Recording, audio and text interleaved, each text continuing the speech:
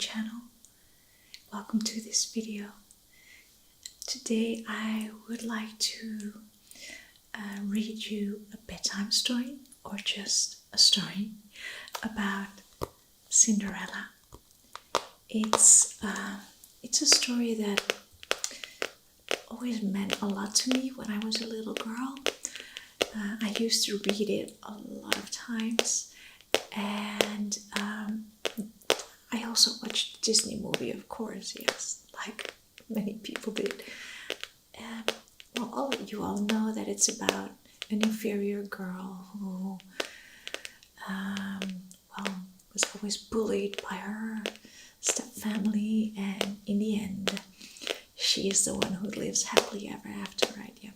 Well, this story always gave me hope that no matter how tough life can be at sometimes, there's always a way out. There's always a way out. And yeah, that's the beauty of many stories, but also about this one. And that's why Cinderella was special to me when I was a young girl. So I would love to read it to you, and I hope you are going to like it. And well, let's get started.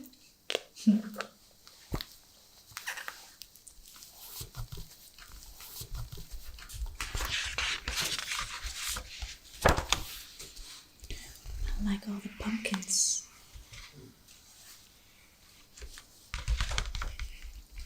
We all know what the pumpkin turns into, right?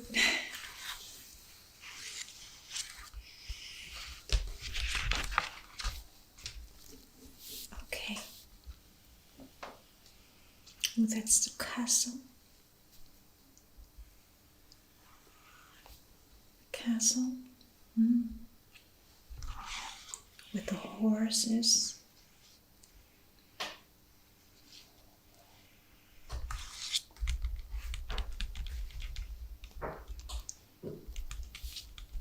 There she is, Cinderella, in her kitchen, sitting on the floor.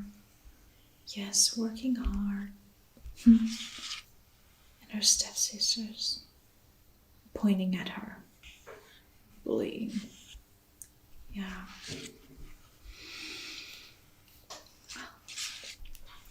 Once upon a time, there was a gentleman who, after his beloved first wife died, married a widow with 2 daughters.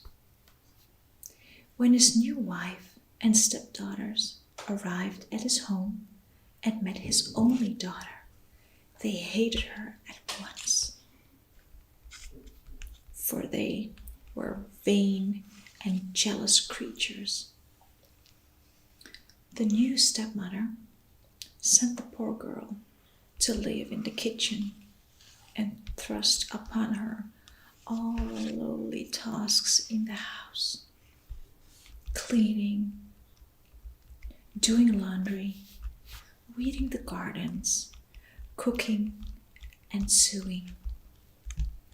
Indeed, the young girl became a servant, running from morning till night from one task to the next, until she fell into an exhausted heap upon the kitchen, hurt and at the end of the day. "Look," said one stepsister, peering into the kitchen one morning and finding the girl still asleep in the ashes. "What a smutty, cinder-covered mess. Let's call her Cinderella," suggested the other. "Cinderella, Cinderella," they chanted together, laughing at the joke they had made at her expense. There's the broom, and the stepsister pointing at her, at the poor Cinderella fell asleep in the ashes because she just worked too hard.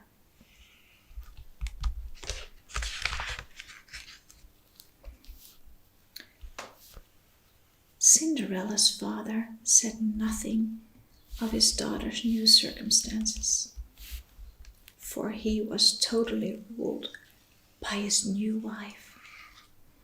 One day, as he was leaving to go to town, he asked his stepdaughters if they would like a trinket from the town fair. "I want a pearl necklace," said the elder. "I want a pink satin gown," demanded the other. "And you, my daughter?"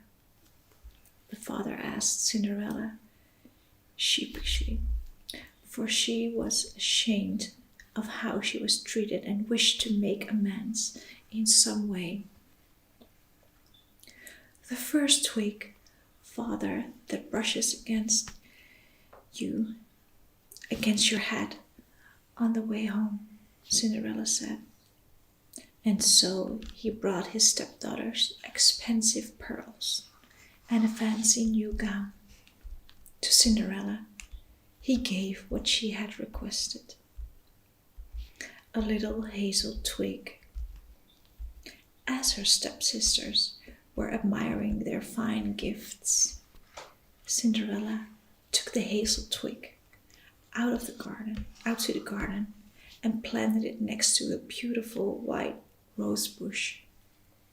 Her mother had especially loved roses. Cinderella wept as she thought of her mother, and as she cried, her tears watered the hazel twig. At once, the little branch began to grow and grow, and in no time, a beautiful hazel tree stood in its place. A white bird flew onto the branch and sang a tune so lovely and sweet that it eased the sadness in Cinderella's heart. From that day on, Cinderella brought the bird bits of stale bread, and every day it sang for her and ate the bread out of her hand. Look at Cinderella sitting under the tree, the hazel tree, and the bird.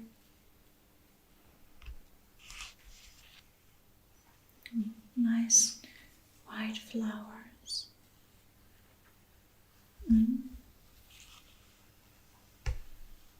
Beautiful drawings. It looks like there's a bit of magic going on around here, you see? Yeah.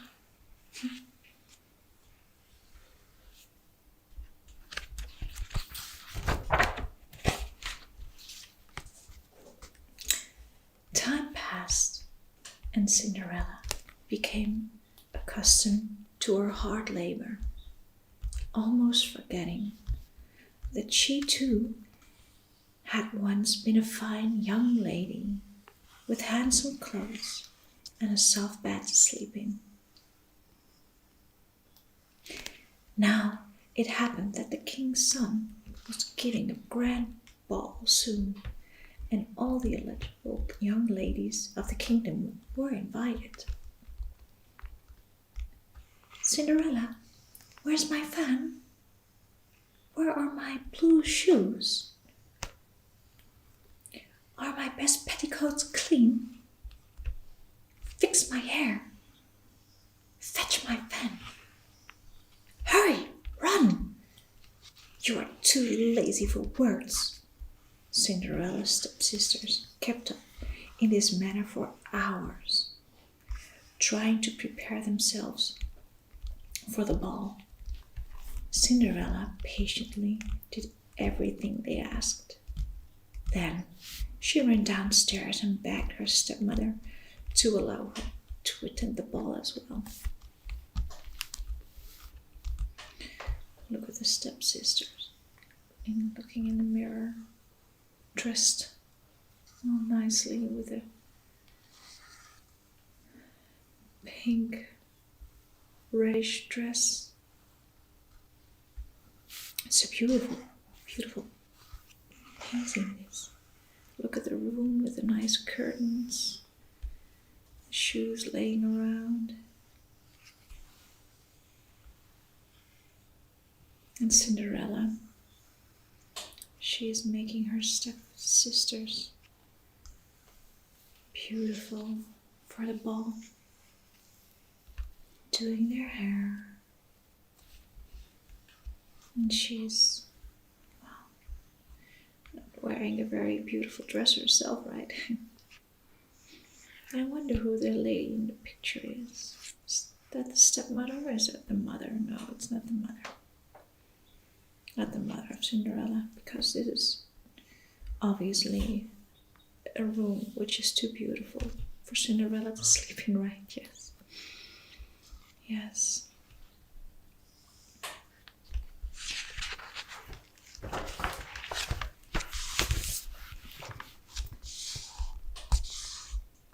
What? Stepmother said. You, a dirty kitchen wench, would be left out of the ball. But Cinderella persisted until finally your stepmother grabbed a bowl of lentils from the table and angrily tossed them into the fireplace ashes. If you can put all those lentils back into the bowl in 2 hours, you may go to the ball, she said cruelly. Then she stalked out of the room, knowing the task was hopeless. Cinderella despaired. But then the white bird from the hazel tree appeared at the open window. "Oh, sweet bird," said Cinderella, "if only you could help me. There are so many lentils in the ashes and I need to pick them all out in 2 hours. So I can go to the ball." At once the bird began to sing and was soon joined by other birds from the garden. Starlings, doves, and finches flew in the window and alighted among the ashes, picking out the lentils and returning them to the dish that Cinderella held. When all the lentils were back in the bowl, Cinderella ran to show her stepmother, who was preparing to leave for the ball with her daughters. "You foolish girl," said the stepmother. "Did you think I was serious? How could you go to the ball with no proper clothes?" And Cinderella was left on the doorstep as her mother and stepsisters brushed past her to the couch waiting outside. As Cinderella watched her longing, their couch disappeared out the gate. She went to the garden and sank onto a stone bench under the hazel tree. The white bird was nowhere in sight. Her unhappiness deepened. Had she no friend in the world? Look at the poor Cinderella. Yeah, and the birds. Nice, the white bird and all the other ones. This good girl. Still in those awful clothes, working clothes.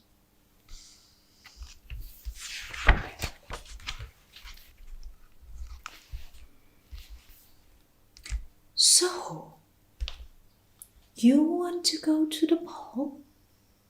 said a voice behind her. Cinderella looked around and was astonished to see a beautiful fairy standing by the hazel tree. She had seen all that happened. "What are you waiting for, Cinderella? Fetch me the largest pumpkin from your garden." Cinderella found a huge pumpkin and rolled it out of the garden and onto the driveway. With a touch of her magic wand, the the fairy transformed the pumpkin into a golden coach. Now, fetch me the mousetrap, and we'll see about some horses, she said. Look at her magic wand and the magic spreading, the magic dust, the fairy dust spreading all over the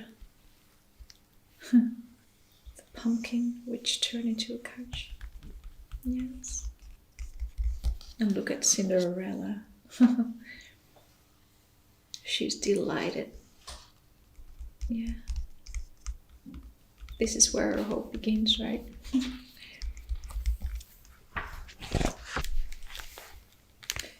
There were 6 grey mice in the trap, and as Cinderella let them out, her fairy grandmother changed them one by one into beautiful dapple grey carriage horses.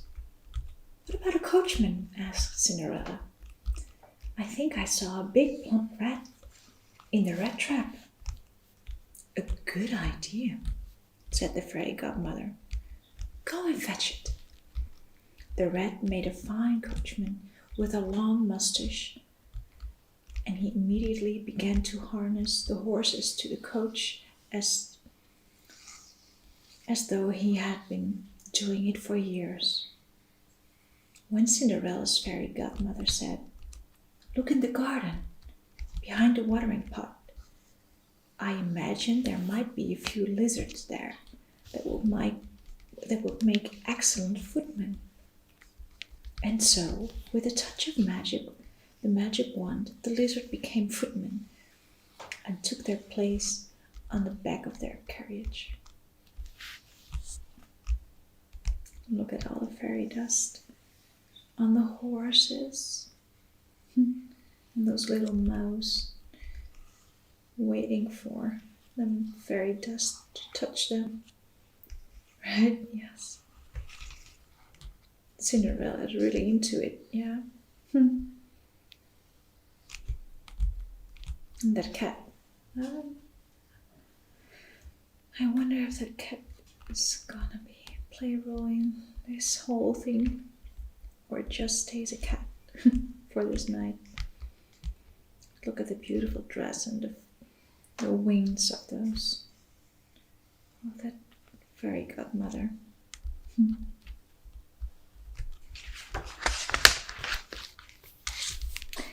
Cinderella was thrilled. Then she looked down at her own wretched appearance.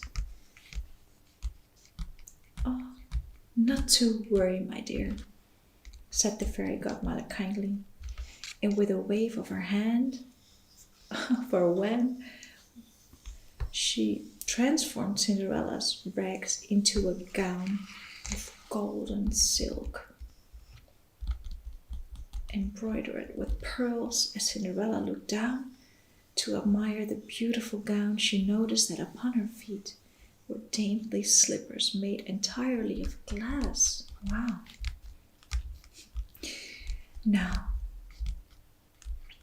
Now you're ready to go to the ball, said the fairy.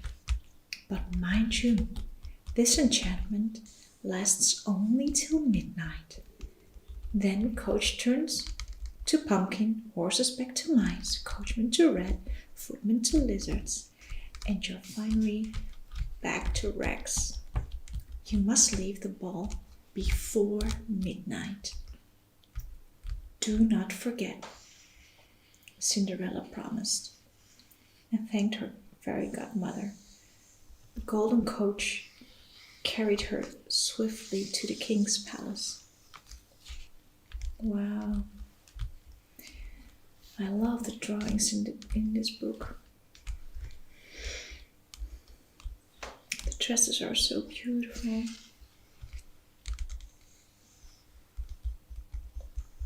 Her gold dress.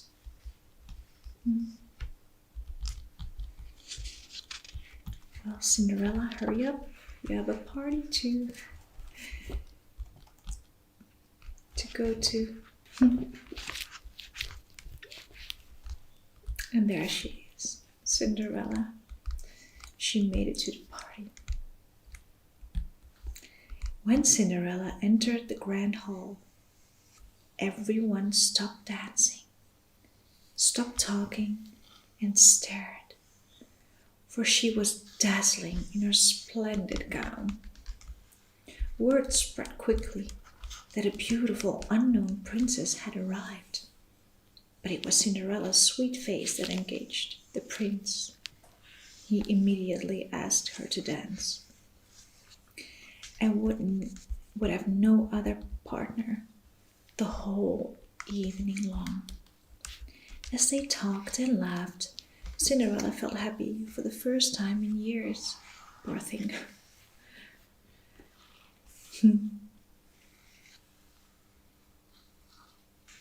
Look at the men. The men are all astonished by her beauty.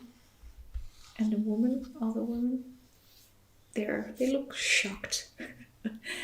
Yes, they know that this is some serious competition, right? Yes.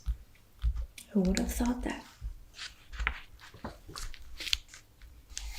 The evening passed so quickly that Cinderella forgot her promise until the clock began to strike midnight. Bung, bung, bung, bung. And I guess 8 more times. Yeah, because it was 12 o'clock. 12 o'clock indeed. And here she's still another beautiful painting, right? She's still dancing with the prince in her golden gown. So beautiful. And the candles. And oh, look at this. This man is playing the violin. Are these 2 stepsisters? Yes, I think so. Yes. They're talking about Cinderella, right? But they don't know that it's Cinderella. That's the whole idea. And there's her glass shoe. Well, it was 12 o'clock. Cinderella ran from the room and dashed down the palace stairs so quickly that she stumbled and lost one of her slippers. The shadow of the palace wall hid her as she last stroke of midnight rang out. And then Cinderella slipped out of the gate, dressed once again in her rags. 6 mice scurried past her, followed by the rat and the lizards. The pumpkin rolled to the edge of the road and then into a ditch where it shattered. Cinderella walked slowly home, as if in a dream. Look at the girl running. Yeah. You can see the couch waiting outside of the porch. Beautiful house, beautiful castle of the king. And you see all the fairy dust appear. Yes, you know what's going to happen. Or what already happened. The next day, the prince found the glass slipper on the stairs and declared he would have no bride other than the one whose foot fits that shoe. And so began a search of the entire kingdom. Days passed, but the prince and his servant could not find the lady whose foot fit the glass slipper. The last house they stopped at was Cinderella's. The prince and his servant were shown into a drawing room where Cinderella's stepsister awaited. First, the elder tried to get her huge toes into the slipper without success. Then the younger sister tried. She managed to get her toes in, but however much she pushed, she could not force her heel into the shoe. Are there no other young ladies in this house? Asked the prince. There are none, said Cinderella's stepmother. Just a dirty cinder wench who works in the kitchen. Cinderella's father frowned, but said nothing. Well, thanks, Dad. Who is that in the garden, then? Asked the prince, staring out the window. Cinderella's father had kept silent for fear of angering his wife, but the sight of his daughter in the sunlit rose garden reminded him so much of his first wife that he took courage and spoke. That's my daughter, he said. She's beautiful, isn't she? Then he led the prince outside, leaving his wife and stepdaughters spluttering and, for once, speechless.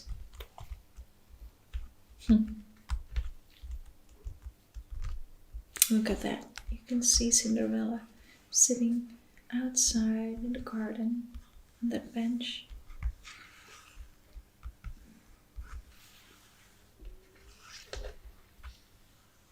And the servant trying to fit on the shoe. And those two mean stepsisters. Yeah.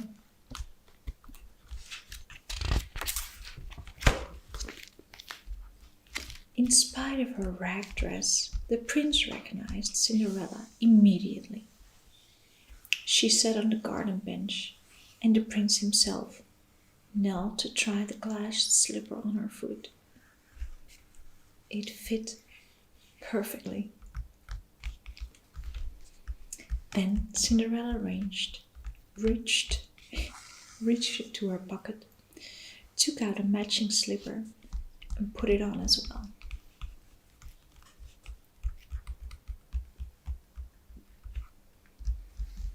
She's sitting between the roses. A handsome prince trying to put on the glass slipper. And the only thing she could look at is the prince. Yes, I can imagine. Oh, look at that. She is holding the slipper, the other glass slipper, in her pocket right there. As Cinderella stood up, the sound of bird songs suddenly filled the air. Soon she was surrounded by fluttering wings and joyful chirping as all the birds in the garden flocked around her. The white bird settled on her outstretched hand. Instantly, Cinderella's dress became a gown of shimmering silk. It was a final gift from her fairy godmother. Cinderella's stepsisters ran into the garden, for they now recognized her as the beautiful young lady that they had seen at the ball. They fell down at her feet and begged the pardon of their poor treatment of her, and being a kind-hearted soul, Cinderella forgave them at once. Yeah. Cinderella is a great example to me.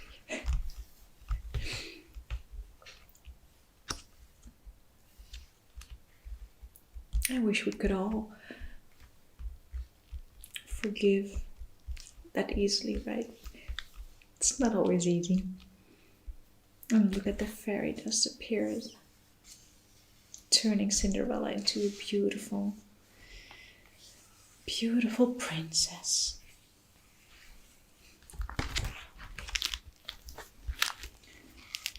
The prince and Cinderella departed in a splendid coach to return to the palace to make their wedding plans. It soon became apparent that Cinderella's stepmother and stepsisters would not be in attendance, however. For as the coach went out the gate, the birds in the garden flew at the woman with fury. Look at all those birds. They're attacking the stepmother, right? And the stepsisters. Peeking at them until they fled for their lives back into the house. And there they remained for the rest of their days.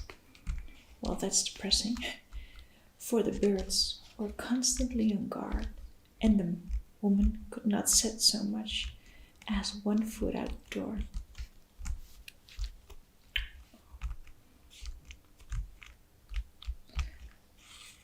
Their father seems happy. Look at him, waving, smiling. Yes. And those beautiful horses. Wow. Look at those two, they look so happy.